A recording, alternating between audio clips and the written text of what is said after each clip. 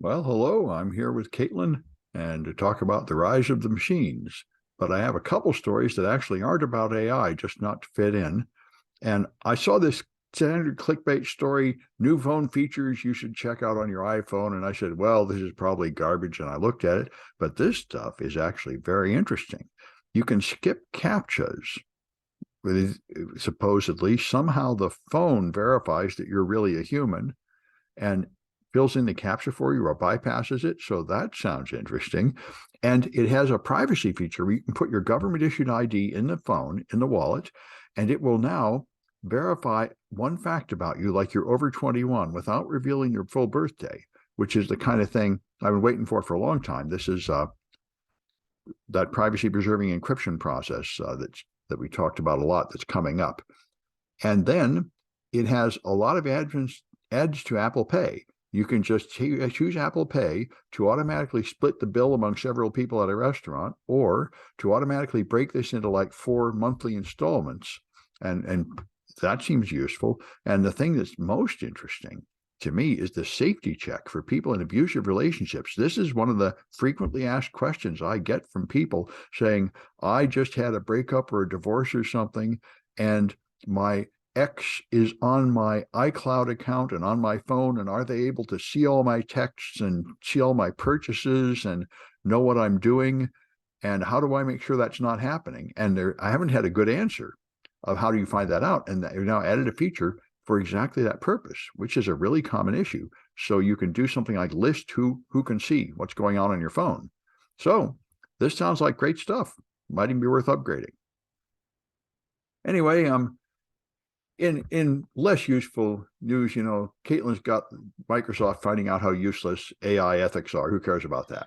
Yeah, in what could only be described as the plot to a wonderful B movie, Microsoft is killing support for any AI ethical research as it's ramping up to put as much AI and stuff as possible. So let's go over here to the browser. Oops, here we go. Yep.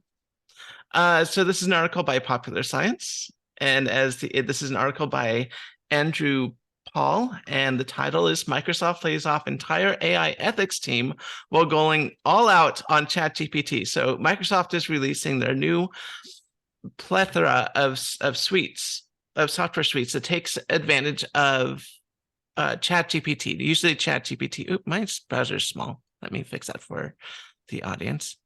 There we go. Yeah, so Microsoft is releasing ChatGPT 4 and a whole suite of products that will integrate with ChatGPT 4. So, for example, it will help you write emails. It will integrate with Teams. It's going to integrate with GitHub to help write code. I mean, they're going all out on AI. I mean, this is Microsoft's big bet. And it's a good bet. If I were Microsoft, I'd be doing the same thing. Well, So, it's just Clippy. They had Clippy all along. They've just boosted Clippy. Right. Yeah. So essentially, Clippy's getting a real brain. Clippy's becoming a real paperclip.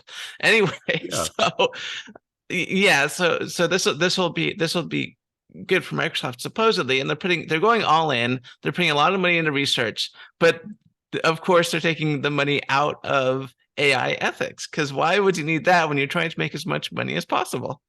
Well, this is what people say about the security team. Look, here we are writing new features and rolling out products, and that security team is just a source of friction and drag. Why would we pay for someone just to prevent progress? Exactly. So anyway, this is how I've seen a lot of B movies where this is the central driving force of the plot. Yeah. I remember one where they sent all the telephone sanitizers away, and then they all died from a dirty telephone. So yeah. But anyway, all right. Anyway, this one I was very pleased to see in one of the red states in North Dakota.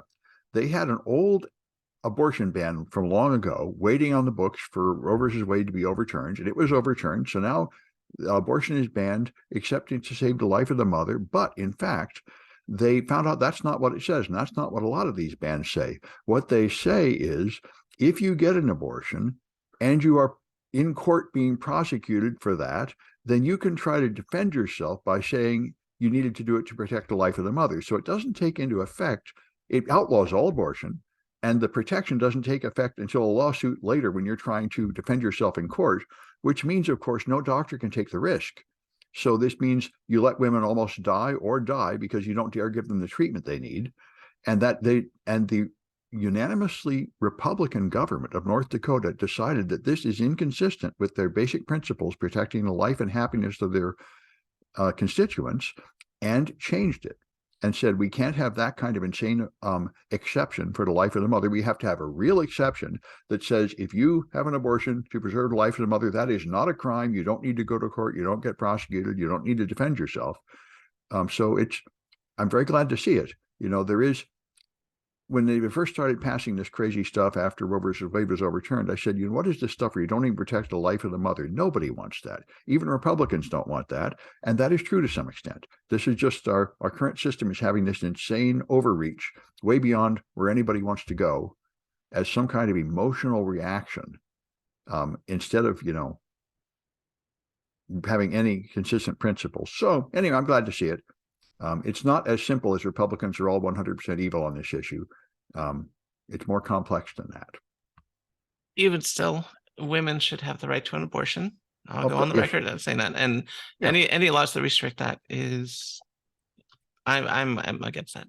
No, I'm against it too. Similar to transgender bans, I say, why are you getting involved? Somebody has some medical issue. They should talk to their doctor, and the state can just get lost. I mean, yeah. Right. I'm for small government.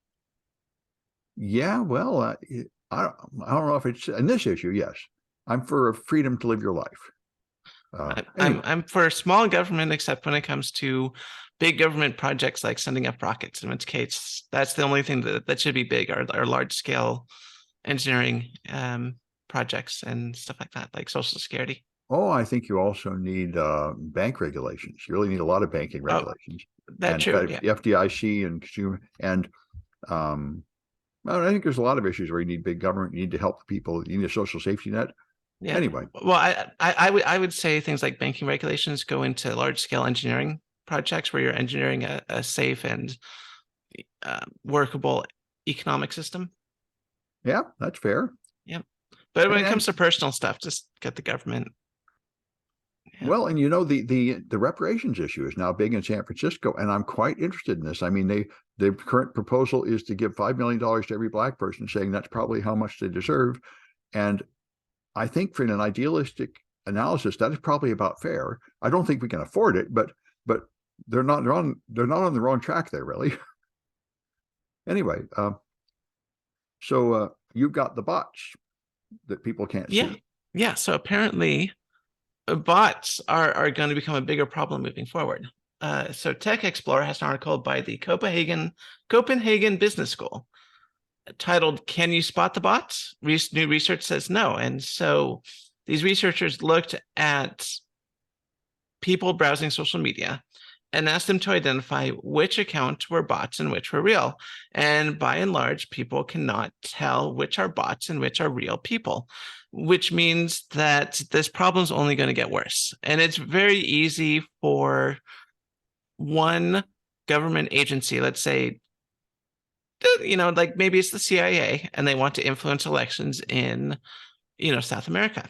They could easily spin up 1 million fake accounts, all supporting the candidate that they want to see win.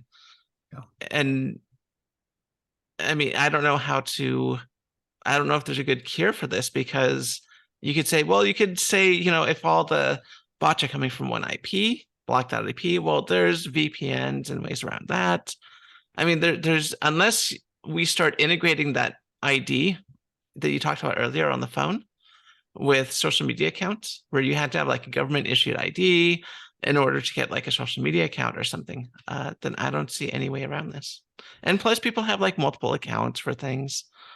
I mean, it's the same as the spam issue for a while. I mean, even 15 years ago, before any AI or anything, I had in class quizzes people put up saying, "Can you spot which of these is fake?" And people really couldn't even back then.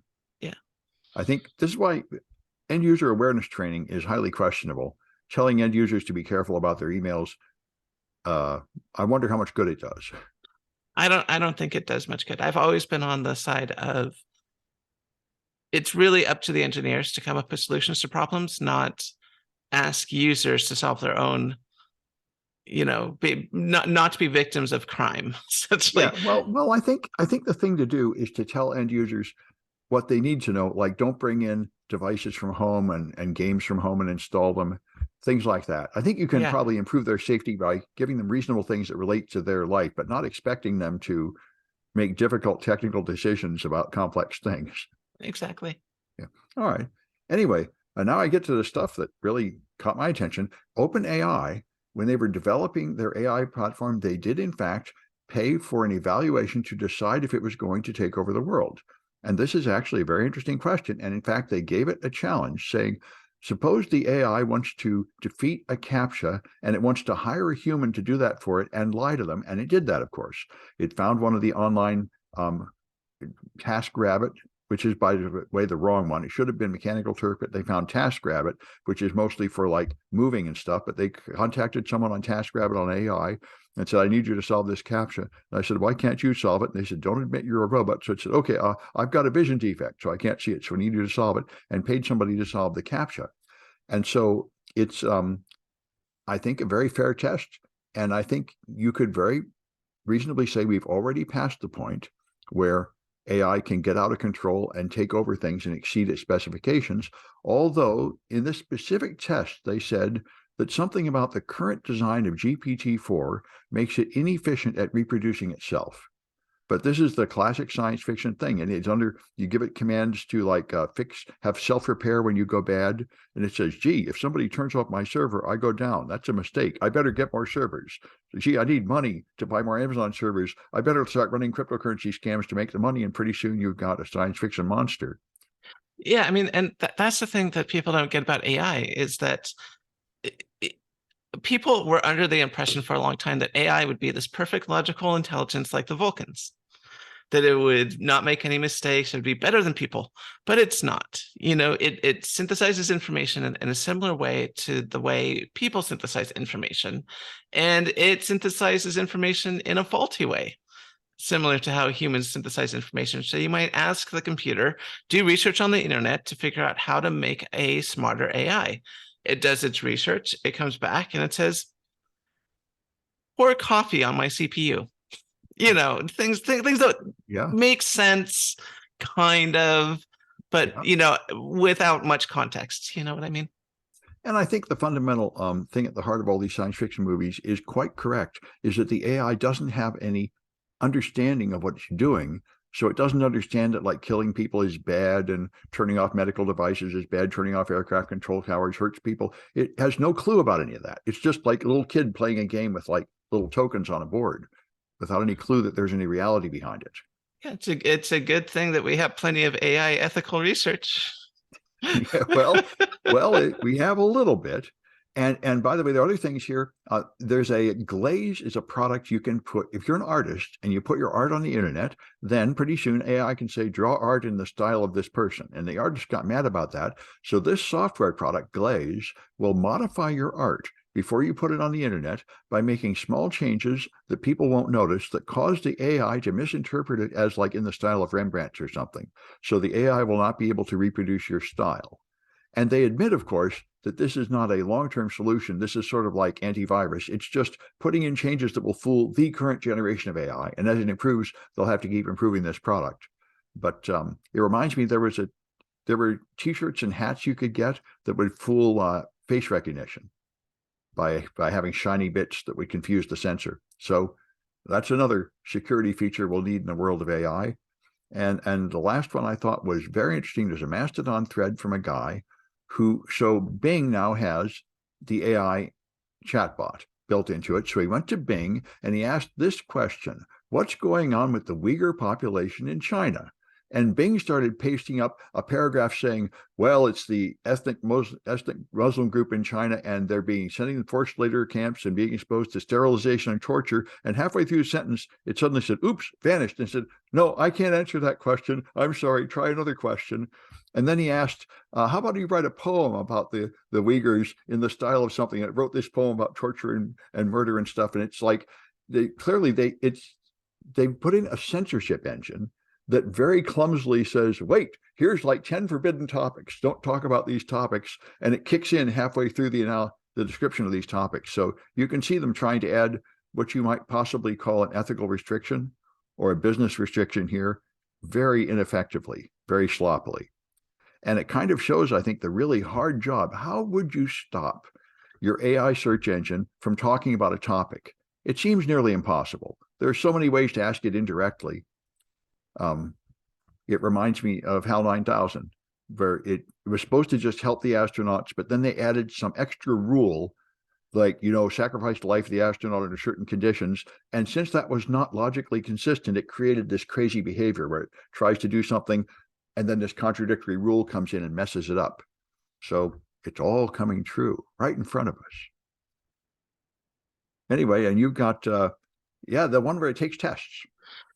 Yeah, so GPT-4 is being released this week or next week or very soon. If it hasn't already, I don't keep I think that. it's what's built in Bing, and it's already out there. Oh, okay, so it's already out there. So researchers have given it standardized tests. So there is a website called semaphore.com, and this article is by JD Capolauto. And the title is Here's How GPT-4 Scored on the GRE, LSAT, AP English, and Other Exams. And it compares it to GPT-3. So the big one up here at the top is the Uniform Bar Exam, where ChatGPT, or I should say GPT 3.5, scored 213, which is below passing, but GPT-4 scored 298, which is passing. So now GPT-4 can get its law degree, which is great. Also passed the LSAT, 163 of 180, so it can go to law school if it wants. I think it did almost as well as me on the SATs, got 710 and 700 in 710 out of 800 in the reading and writing, and 700 out of 800 on the math, which is pretty good. I would expect that. Yeah. I would expect the math would be significantly higher, but no, actually got slightly better on reading and writing. Mm-hmm. It's similar scores on GRE verbal. Got 5 out of 5 on AP biology. GPT 3.5 got 4 out of 5. Mm-hmm. And it got a big winner for this one. GPT-4 got 4 out of 5 on the AP calculus exam, whereas GPT 3.5 only got 1 out of 5. Which, like, you're a computer, do math. I mean, come on, this is silly. AP chemistry, 4 out of 5. GPT 3.5 only got 2 out of 5 on the AP chemistry. English language and competition and composition, it only got 2 out of 5. Which is That's surprising, because that's what it's really doing. The reason it doesn't do math is it's primarily a language model. Yeah. But it did get 5 out of 5 on AP macroeconomics. Perfect score. Whereas GPT 3.5 got 2 out of 5. So yeah, no, it's basically getting better scores across the board on these exams. So hey, if you were a cheater, GPT-4 is a huge win for you. I saw another article where they gave it a medical exam and it scored 85%, which is expert level doctors. So, which I think is right. It's able to memorize, all to access a huge library of facts, prescriptions and diagnoses and stuff. Yeah, and the thing is like GPT-4 is still very early on in Open or GPT's progress. This is the same. This is sort of like iOS 4. In fact, the first major release of GPT was really GPT-3. That was the first major one. So, I mean, it's still very early on, and there's a lot of growth to be done in GPT. So hopefully we'll see it getting perfect scores on all these exams within the next few years. So we may live through the end of the world. If GPT decides to end the world, not much we can do about it. Well, I don't know. I mean, the thing is, it's going to make a lot of people's jobs much easier. Yeah. So a lot of people we're joking about AI being evil, but I think there's more capacity for people being evil with this AI than the AI itself being evil. So for example, GPT could become very good at figuring out psychological tricks to manipulate people and use that to write, to do misinformation campaigns. Oh, people. Yes. It would be good for that. And of course, good for scam and spam and stuff. Exactly. I think, but I think to be fair, there's nothing really to be that afraid of here, because I think it's no different than like guns or bombs or airplanes. It's just going to be the uses people put to it. If it starts getting out of control, I think people will be able to turn it off and make another one to oppose it. Because most of that really exciting stuff isn't that simple. It's really usually just the people. Yeah. It's like I said, it's the people that are. It's going to be useful, but 99% of the time, it's going to be useful by people doing legitimate work. However, it will be. It is going to be put in the hands of criminals who can weaponize it. So. Yeah, and I think, I mean, when I listened to the All In podcast with the investors, they're talking about the obvious business use cases, and those are office applications where it helps you write code, where it helps you summarize a meeting, where it helps, and the same, replacing middle management with AI might be a winner, where it's just scheduling time and stuff. I think the first thing we're going to see is a whole bunch of benefits where a bunch of more tedious tasks are replaced by machines. And that's good. So yeah. Well, we'll deal with the consequences of AI as it happens, but on the whole, I think that AI is going to make our lives much better, and a lot of people are going to be looking for new jobs. And I highly recommend the AI field if you're thinking you might get laid off because you're being replaced. Yeah, well, I was always a fan of Clippy. As far as I'm concerned, it's all just super Clippy. Yes, I agree. All right. Well, that's it for this one, and we'll be back on Tuesday.